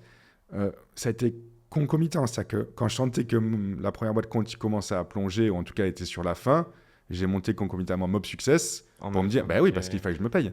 Parce qu'encore une fois, je dis, je me paye bien, machin et tout, mais j'ai rien d'avance, quoi. Donc En tout tu cas, très killes peu. une boîte pendant 36 mois, mais en fait, t'es déjà. Mais ouais, je suis déjà, effectivement, pas le C'est choix. Oui, enfin, gros paquebot qui était juste une boîte pour facturer au départ et pour me dire que. Aujourd'hui, Oui, c'est comparé ça. à ça, mais ok. Bref, et donc je réponds pas à ce mec et 6 mois après j'en ai marre de développer, je fais encore une connerie sur MySQL, enfin je fais planter un truc, ça me saoule parce que je fais ça entre la compta et tout, je dis de toute façon si je veux réussir à faire quelque chose il faut que je m'associe avec un mec et que je fasse venir à bord. Et donc je l'appelle, 6 mois après peut-être, et je présente et tout, je dis voilà je cherche un développeur mais je cherche tout potentiellement un associé pour un nouveau projet. Et on parle je pense pendant 4-5 heures et limite à la fin, mais en téléphone, hein, on se dit on va s'associer. C'est cool. Et il me dit par contre la seule condition c'est que je viens de voir en Corse pour voir si t'existes vraiment. Il vient en Corse quelques semaines après, on se rencontre et on se dit on va bien s'associer. C'est un bon truc ça, non? Et tu t'es senti challengé ou pas? Alors ça a été vraiment un élément aussi hyper marquant, c'est qu'à partir du moment où j'ai été associé, j'ai été aussi je pense beaucoup plus rigoureux pour l'autre. Parce que j'ai continué à gérer l'administratif. Tu faisais quelque chose en fait. J'ai continué à gérer l'administratif, tu vois, tout ce que je faisais très mal avant, finalement je l'ai conservé. Et finalement, je l'ai très bien fait parce que je me sentais responsable vis-à-vis de lui de bien le faire. Et c'est là où il y a un côté émotionnel dont je te parlais qui est de ne pas se sentir seul. Ça permet aussi de. Effectivement. Ouais, effectivement. Se reposer sur Ouais, les tout à autres, fait. mais Et de puis, se t'as faire un confiance. devoir, tu vois, Mhm. comme autant je suis un bordel, mais je suis pas un connard. Et donc, pardon, on a dit patronage. Mais du coup, je me devais pour lui d'être réglo, d'être rigoureux, que la boîte tourne, etc. Parce que lui aussi avait fait un pari finalement de le faire. Donc voilà. Donc, Et donc on s'associe comme ça. Et ce qui est très marrant, et ça fait rire aussi beaucoup de monde, c'est que finalement on développe la boîte pendant 2-3 ans. Et je pense qu'on se voit 2 fois. Ah ouais, Oui. full remote. Ouais, full remote, Skype. 2015, on y est ouais, pas, hein. Skype. Skype à l'ancienne. J'aurais pu dire MSN, Skype. Ah ouais, mais scène, on est vraiment plus vieux là. Et pendant 3 ans, on bosse vraiment que sur Skype et on se voit 1 ou 2 fois. Voilà. Putain, enfin bref. Je pensais à MSN, je me dis quand même. J'ai envoyé des whiz. Non, mais ils auraient pu mettre la vidéo et on l'utiliserait encore aujourd'hui. Bon, il n'y avait pas la techno à mais l'époque. Microsoft a racheté Skype. Et ouais, bah ouais. Ouais, donc Oui, ils sont non. pas embêtés. Hein. Et au final, c'est. Ouais, au final, non. c'est Slack Et ils ont qui- quoi aujourd'hui, Microsoft? Non, ils ont. Non, c'est Slack, c'est Salesforce qui l'a racheté, je crois. Et Et, Zoom. après, c'est pas- ils ont Teams. Ah oui, non. ils ont Teams. C'est Oui, nul. c'est nul, mais ils la mettent dans la suite Office, donc ils le vendent à tout le monde. Ouais, bah même leur Ouais. Slack Ouais. interne est dégueulasse. Bon, bref, Bref, désolé si tu nous écoutes. Mais en tout cas, il y a beaucoup de monde sur Teams avec la suite Office. Mais bon, voilà. Et donc, du coup, Philippe Ginasté, Ouais. il faut le rencontrer. Sur T'as vu Jiffy, ouais. Eh. Non, mais je l'avais. Hein. J'allais dire justement, après 3 ans, cette Ouais. rencontre, j'allais pas me tenter sur le nom parce que je sais que j'allais l'écorcher. J'allais rester Bah, sur Jiffy. Jiffy, c'est Philippe Ginasté à l'envers. Jiffy. Ginasté, Philippe. Ok. Make sense. Voilà, c'est totalement. c'est ok. l'histoire. Et donc, je le rencontre au Bourget. Il me dit, viens au Bourget. Donc, je pars de Bastia pour aller au Bourget parce qu'il avait son Prends ton avion. petit jet privé. Il avait son avion privé. Il rentrait, il passait par là. Et il me dit, t'as 1 heure. Et donc, je lui parle pendant 1 heure. Et là, c'est quand même la blague, c'est qu'il me dit, bon, on sait pas tout, c'est un personnage. Hein. Il est, pour le coup, en termes d'atypisme et autodidacte, un mec hyper sensitif et tout. Il me dit, on s'est pas tout dit. Je pars à Megève pour mes séminaires d'été, parce qu'il fait ses séminaires d'été toute l'année. Il a un chalet à Megève où il fait tous ses séminaires d'été avec les équipes Jiffy. Viens. Donc je prends une bouteille. Je prends son avion, je pars à Megève. Attends, tu pars avec lui dans le jet privé, je suis mort. Première fois de ta vie en jet privé. Première fois de ma vie en jet privé, évidemment. Okay. J'arrive à Megève et je me retrouve littéralement 3 heures après avec toute sa team. À faire la chenille avec le codir de Jiffy. Lunaire, on s'entend très bien, je reste 2-3 jours là-bas et finalement on se dit super, on s'entend et lui il est comme ça, on s'entend, on va s'associer. En gros, on va s'associer, on va faire quelque chose ensemble. Et donc aujourd'hui, à ce moment-là, on ne parlait pas du tout de ce qu'on a pu faire avec Jiffy ensuite. On parlait de cette application, Bravo Loto, etc. Finalement, le temps passe. Pour plein de raisons, je peux pas, ça serait beaucoup trop d'en parler. Cette association autour de ce projet ne se fait pas vraiment. C'était quoi le projet? Le projet, c'est qu'on continue. Ouais, si nous rachète pour que. Tout Mob Success. Tout Mob Success, mais qui était rien. Ouais, c'était rien. Okay. Alors moi, je voulais pas. Hein. C'est aussi la raison pour laquelle ça ne s'est pas fait. C'est qu'ils voyaient trop Mob Success comme un actif pour leur projet Bravo Loto. Et moi, je trouvais ça hyper réducteur parce que je pensais qu'on avait beaucoup d'autres choses à faire au-delà de ce projet Bravo Loto. Et même juste ça, c'est pas un super message qu'on te renvoie de te dire que si un Jiffy veut te racheter maintenant, moi j'ai toujours pensé ça, c'est quand on veut te racheter maintenant. Bon, moi je suis gourmand. Ouais. Je me dis qu'il voit quelque chose que j'ai pas vu, tu vois ce que je veux dire ? Ouais, et surtout que lui, ça a été quand même aussi un gros gain de confiance parce qu'en fait, ce qu'il voulait racheter, c'était pas Mob Success, mais c'était moi, entre guillemets. Moi, et tu vois, c'était, tu vois, c'est quelqu'un qui regarde la personne aussi. Ouais, voilà. C'est pas la techno ou les clients. Non, et puis il était pas capable, il est toujours pas capable, c'est pas lui faire. C'est pas pour le critiquer, mais il est même pas capable d'en juger de la techno, tu vois. Ouais, il a pas. Donc, c'est juste qu'il voit une personne qui. Ouais, c'est un fit humain et tout. Donc, ça se fait pas autour de ça, mais finalement, je reste quand même dans ce giron de Jiffy avec lequel je continue un petit peu à collaborer. Ouais. Et j'allais être papa, donc tu vois, j'avance. Mon fils, il a bientôt 6 ans, donc il est en 2019. Ouais, c'est ça. Donc, ouais, en 2018, ouais. Et tu vois, j'étais pas mal en timeline. J'allais être papa, et au mois de mai, alors que la situation s'était pas faite et c'était un peu entériné fin d'année, tout allait bien et j'envoie un Philippe, je suis en Corse encore une fois. T'as vu, je l'ai dit beaucoup de fois. Hein. Non, parce qu'après je déménage, donc je suis plus en Corse. Donc, j'envoie un message à Philippe au mois de mai, mais en mode tout va bien. Tout va bien, je vais être papa, mais malgré tout, j'ai une sorte d'amertume ou de regret de ne pas m'être associé avec vous. Okay. Encore une fois, là, c'est pas du tout la valeur financière. C'était 8-9 mois avant. Hein, ouais, c'était 8-9 mois avant. Ouais, ça, tu vois, j'ai un regret, mais je vous appelle pas parce que j'ai un problème. Je vous appelle parce que tout va bien, mais parce que je regrette. Et là, il me rappelle 2 minutes après. Ça, c'est de l'opportunisme. Et là, il me rappelle 2 minutes après. Non, mais écoute. Et il me dit, Thomas, oui. Il me dit. J'étais en train de t'écrire un message. Je suis en Corse du Sud. Est-ce que tu veux venir me voir? Mais improbable qu'il soit en Corse à ce moment-là. Je ne savais pas. Il va. Là, il m'envoie le jet. Non, là, je prends ma voiture.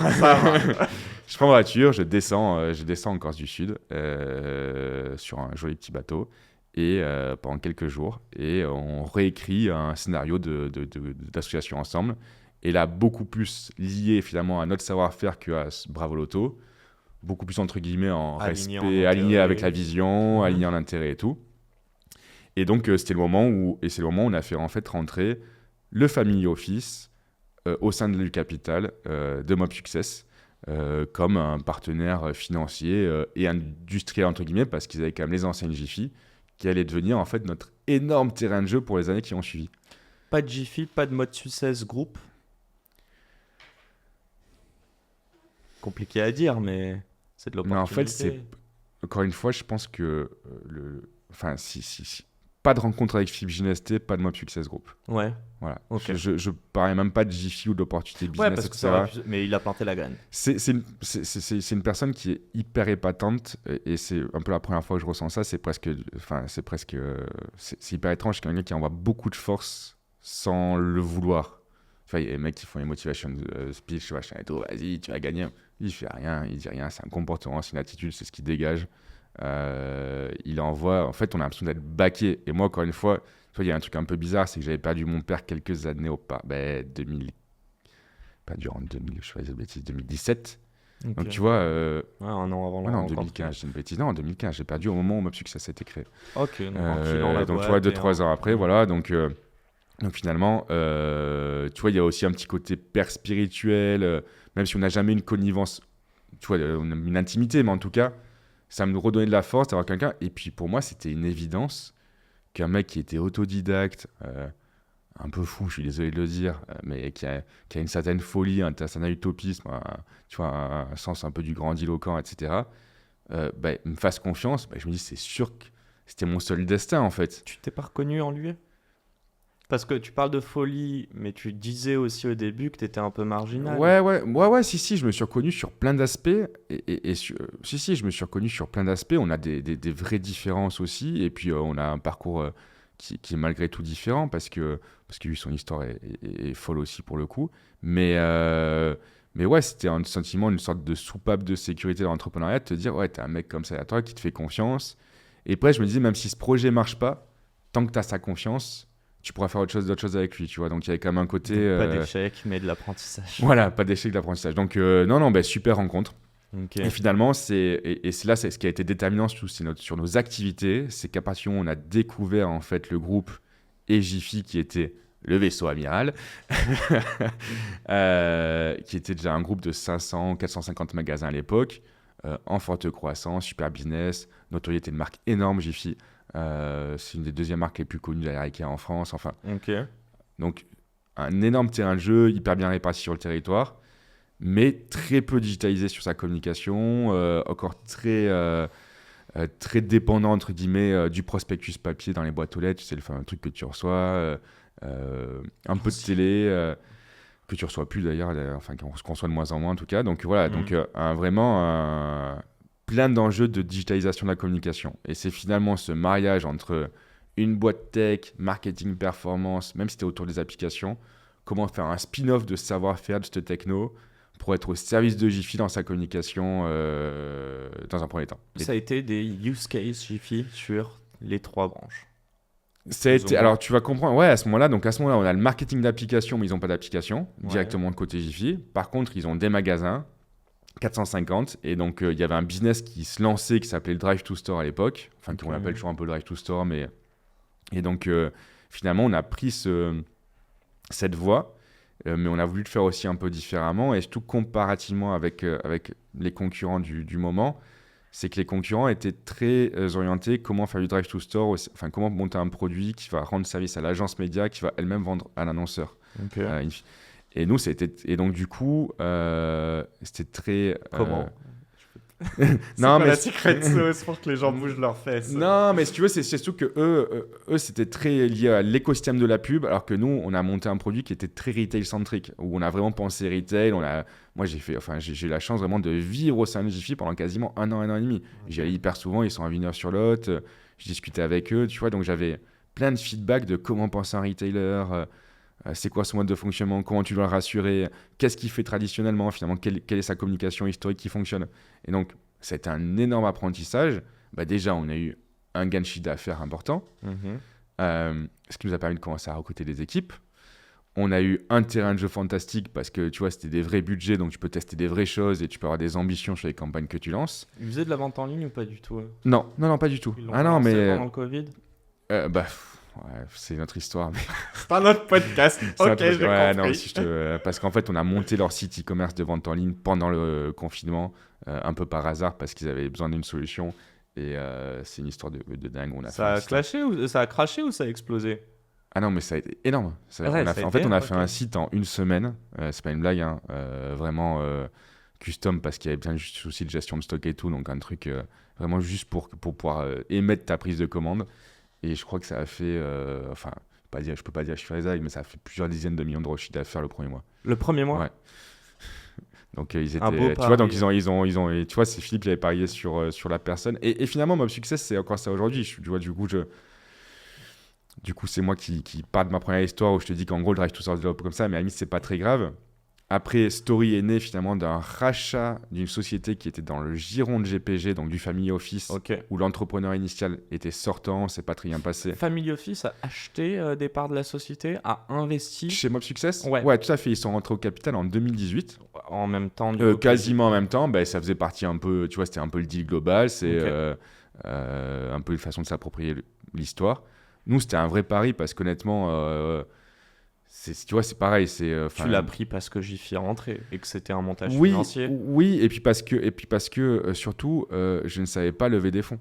Tu vois, je sais même pas, à l'époque, alors je sais un peu plus comment ça marche Philippe qui aujourd'hui. t'en a parlé ou pas? De lever des fonds? Non, De de l'association. lever des fonds dans Non, enfin, le cadre de ce deal, etc. C'était évident. Enfin, tu C'était vois, évident ça n'a qu'il fallait jamais le été faire. un sujet. Ouais, c'était une évidence, tu vois, dès le départ. De toute façon, Philippe, il avait et puis Philippe, c'était un moment aussi où il avait quand même l'ambition de sortir un peu la tête de Jiffy, tu vois, de manière.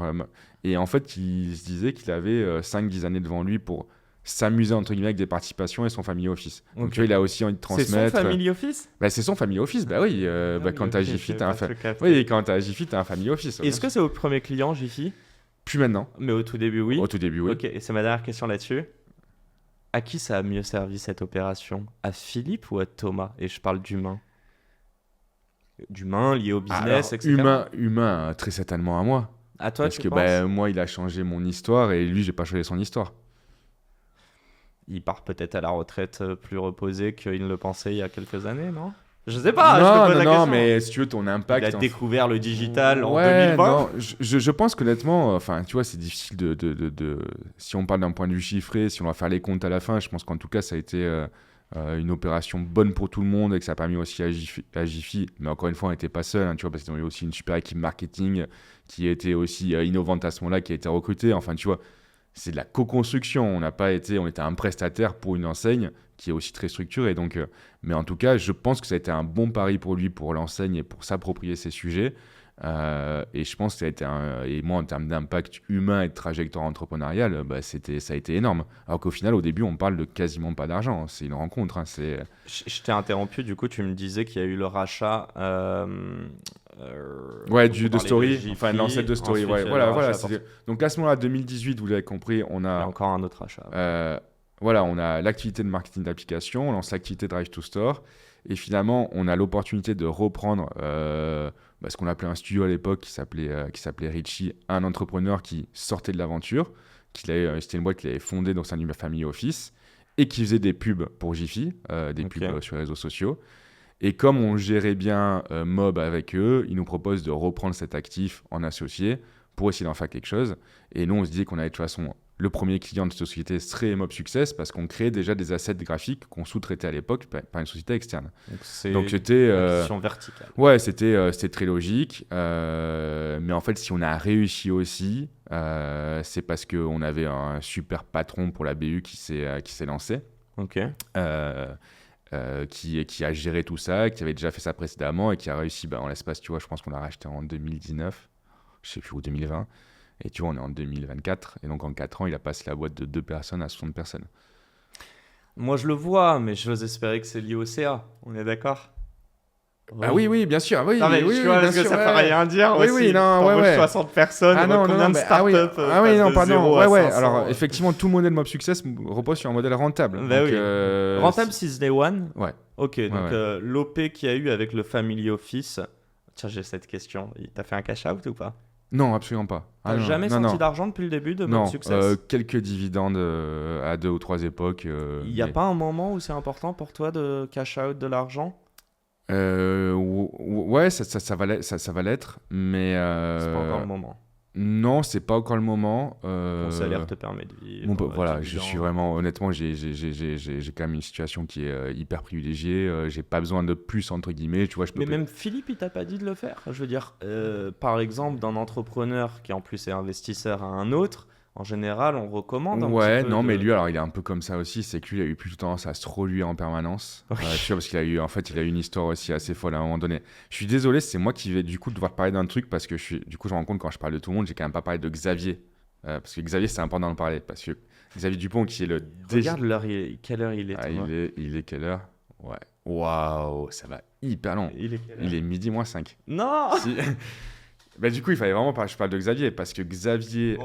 5 minutes. Ouais, t'inquiète. Je vais faire très vite. Désolé pour ton déj. Non, mais ouais. Il y aura peut-être un deuxième épisode. Je lui enverrai l'épisode pour lui dire que. Regarde pourquoi j'étais pas là. Xavier m'a rejoint en 2018, au moment où en fait il y a eu l'association avec Jiffy. Encore une fois, j'étais qu'associé à Gilles à ce moment-là. Gilles, c'est un geek dans sa grotte qui n'est pas entrepreneur entre guillemets de nature, que j'ai amené vers l'entrepreneuriat en tant qu'associé. Okay. moi, à ce moment-là, je me suis dit, j'étais quand même, du coup, un peu esselé dans les prises de décision. En fait, il me faisait confiance à 100%.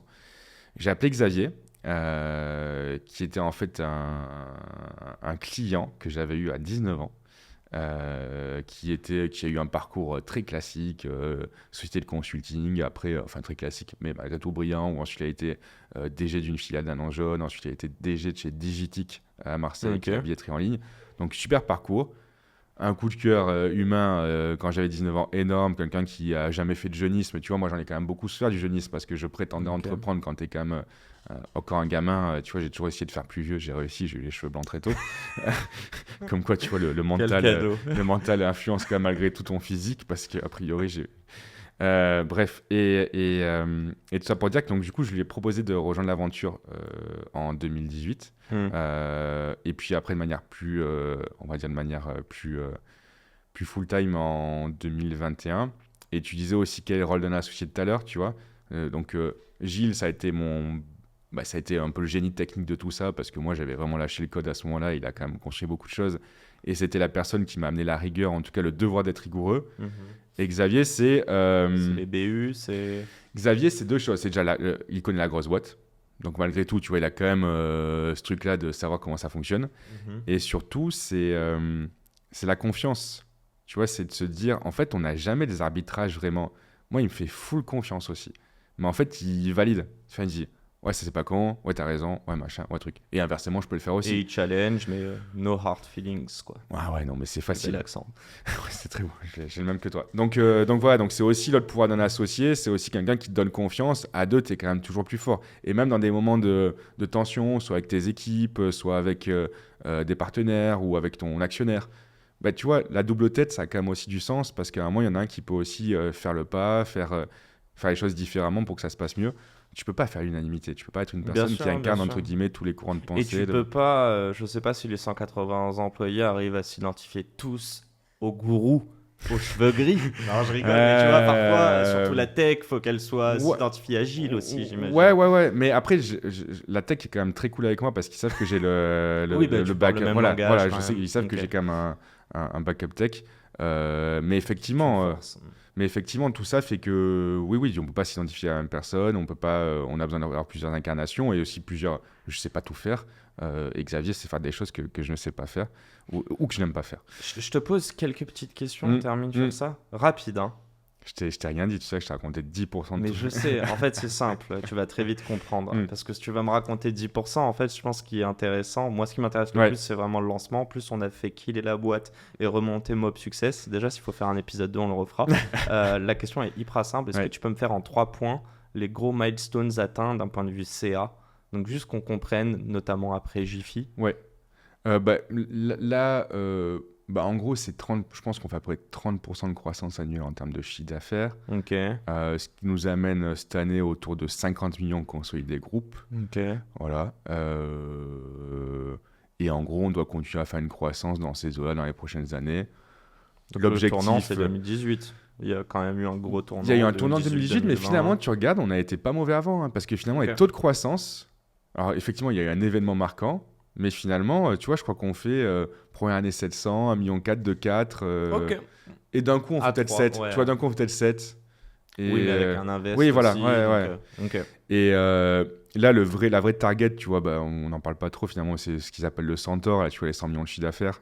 Enfin, moi, j'ai toujours plus couru après ça. Je savais que je ne pourrais pas être une licorne de toute façon. Tu cours vraiment après ça, là, le 100 millions de Ouais, le 100 millions. Je cours pas après. En tout cas, c'est l'objectif. C'est de dire, on fait 100 millions d'euros de chiffre d'affaires. Et c'est pas, excuse-moi, hein, mais pour un business comme ça, où tu as aussi de la main-d'œuvre, où tu as de la tech, j'en sais rien, mais en tout cas, tu marches dessus. Est-ce qu'on ne devrait pas prendre le bénéfice? Mais peut-être moins. De toute façon, on est dans une phase où. Comme métrique. La métrique qui est utilisée par tous les fonds, c'est maintenant ton EBITDA cash, donc même hors Prodimo pour ceux qui sont. Donc c'est parce que quand tu investis, tu peux aussi bien sûr, mobiliser une partie des investissements pour les répartir sur les années qui suivent. Donc maintenant, c'est même l'EBITDA cash. Donc aujourd'hui, effectivement. Vous êtes proprio de vos bureaux? Non, on n'est pas proprio. On déménage la semaine prochaine, rue Saint-Denis. On est très content parce qu'on double la surface. On a un super plateau. Cool. Donc ça fait plaisir. Et oui, tout ça pour dire que donc maintenant, l'EBITDA cash est le vrai indicateur financier. Par contre, en termes de taille de boîte, tu vois, pour que les clients partenaires se reconnaissent quand même. Le chiffre d'affaires reste quand même encore le truc qui a le plus regardé. C'est quoi la fourchette de l'EBITDA? Si tu peux. Ouais, non, mais je peux te dire, c'est des métriques qui sont assez classiques. Tu vois, je pense qu'on est, je vais pas dire de bêtises, mais tu vois, on est autour de 8%, entre 8 et 10. Ok, de marge nette. Des bidas, Ouais, pied de page, voilà, fin d'année. Ouais, je vois. Bas de Donc, bilan, je sais pas bas de comment ils bilan, je sais plus ce qu'ils disent. Mais... vieilles expressions. Ouais, non, mais effectivement, c'est, de toute façon, aujourd'hui, c'est des métriques qui sont attendues, tu vois, sur le. En fait, on doit nos boîtes doivent se normaliser d'un point de vue financier. Alors, et pour autant, si vous avez quand même un family office dedans, je veux pas passer trop de temps là-dessus. Tu m'as pas répondu à cette question et c'est toi-même qui l'as posée tout à l'heure. Demain, il y a une offre et elle correspond à le statut de licorne, 1 milliard. Tu prends ou pas? Ah, on me donne un chèque d'un. Non, on te donne pas à toi. Tu m'as pas dit, mais j'imagine que tu as quand même une bonne partie du capital encore. On me fait passer licorne parce qu'on fait un invest de fou en pariant sur l'avenir. Pas un invest, un rachat. Un rachat. Donc ça veut dire que c'est un cash out pour toi. Après, oui, d'accord, ok, ouais, ok. Je t'ai dit 1 milliard, oui.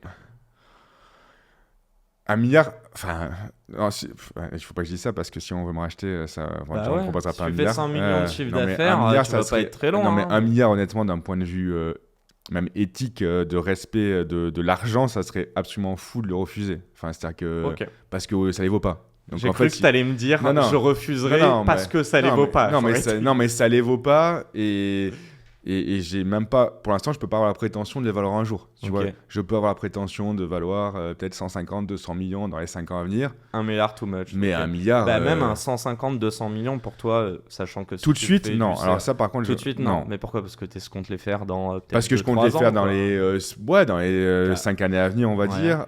Donc je le ferai pas. Et puis surtout, je sais que le jour où je dois le faire, si j'ai envie de le faire, et encore une fois, peut-être que j'ai trouvé ma solution pour pas le faire parce que c'est un groupe. Donc, ce qui fait que peut-être que Mob Success dans 5 ans n'aura rien à voir avec le Mob Success d'aujourd'hui. Tu peux vendre des entités. Tu vends des entités, tu peux surtout vachement diversifier. Ça se trouve, on fera des métiers qu'on n'a pas du tout identifiés aujourd'hui. Tu as quand même un énorme boom de l'IA actuellement qui a beaucoup d'impact à tous les niveaux dans l'écosystème publicitaire. Donc, il laisse place à. Tu vois, il y a aussi un peu ce renouveau. Donc là, je sens que j'ai encore de l'impact, j'ai encore plein de projets. Donc, je ne le ferai pas. Et surtout, ce que je ferai, c'est que je le ferai de concert avec beaucoup de monde. Ok. C'est-à-dire que, aussi bien d'un point de vue privé et même surtout pro. Tu vois, moi, j'ai des gens qui sont vachement donnés pour la boîte. Et en se donnant pour la boîte, ils se sont donnés pour moi à bloc aussi. Donc, si je leur dis, les gars, ça y est, moi, je suis riche, je m'en vais bosser bien les 3 prochaines années, c'est pas très cool et je me sentirais quand même. Sans un rachat, t'es pas riche? Non, mais après, riche. Quelle est la définition? On vous connaît, les entrepreneurs. Alors, selon l'INSEE, je fais partie des 1% les plus riches. Mais après, qu'est-ce que ça veut dire? On en parle juste après. Tu as dit rachat, non. Moi, je voulais savoir, en fait, tout à l'heure, tu as parlé de moteur de vie, pas mission de vie, moteur de vie. On a aussi beaucoup parlé du fait de prendre une passion et d'en faire un business. L'humain change, ses émotions aussi, ses centres d'intérêt. Est-ce que, déjà, définis-moi, c'est quoi ta mission de vie aujourd'hui? J'aimerais comprendre qu'est-ce que... Comme je dis, j'avais pas le choix. J'ai dit que j'avais pas le choix d'entreprendre pour l'aspect financier de la chose. Mais peut-être que j'avais pas le choix d'entreprendre aussi pour l'aspect humain de la chose. Mec un peu introverti, un peu geek, du mal à accéder à l'autre, du mal à discuter avec l'autre. Donc finalement... Une appétence pour la Corse. Non mais finalement, mon entreprise, ça a été aussi le moyen de me créer un écosystème, tu vois, d'humains. Et d'avoir des gens avec qui collaborer. Et ça... Enfin, tu me verrais et me connaîtrais 15 ans auparavant, j'étais vraiment rien à voir. J'étais mais rien à voir. Avec à tout point de vue. Donc c'est ton développement personnel Ouais, c'est effectivement, ça a été créer une safe place, quoi, tu vois, pour moi-même. Créer un endroit où je me sens épanoui, et aussi finalement créer la boîte dans laquelle j'aurais peut-être été capable de travailler en tant que salarié. Tu vois, c'est aussi... Et ça, je pense qu'ils le ressentent vachement parce qu'on est quand même une boîte... Alors, tu vas me dire, c'est toujours compliqué à définir parce que tout le monde dit la même chose, mais quand même hyper cool, hyper libertaire, hyper... Je vais deviner le mot, mais je te laisse le dire. Non, mais... Bienveillant. Ah non, je ne dis plus. On l'a dit pendant 30 ans. Peut-être que j'aurais pas trop autre chose, mais je dirais... Non, mais je comprends ce que et puis surtout, jamais oublier que... Tu vois, moi, je me dis toujours, pourquoi les gens ont envie de bosser pour Mob Success? Il faut aussi en fait, avant tout, il faut pas qu'ils disent je bosse pour Mob. Ils bossent pour eux-mêmes d'abord. Donc, bosser pour soi-même, c'est s'épanouir, gagner sa vie, avoir des objectifs. En fait, tu bosses pas pour une boîte, tu bosses pour toi-même. Sur une échelle de 1 à 10, à quel point tu te considères riche?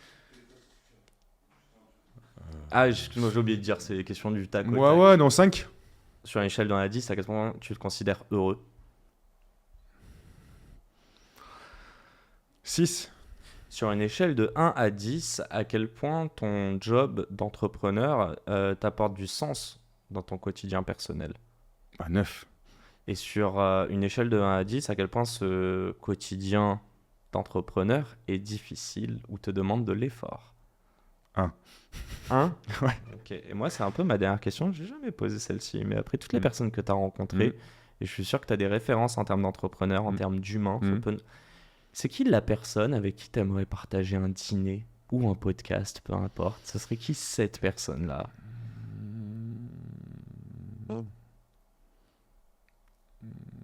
Pas facile. Je pense. Évidemment, rien n'est préparé. Ouais, non, je pense peut-être. Attends, je réfléchis. Je vais pas dire les bêtises parce que je pense que j'en vais en oublier plein.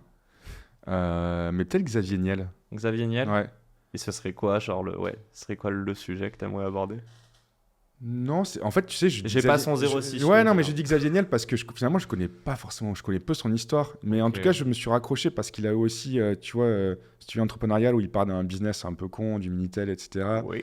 Et finalement, moi, je pars d'un business un peu con, je t'en ai parlé, et je suis Il y a eu des emmerdes avec la police. Voilà, donc il y en a quand même quelques. Il y a eu.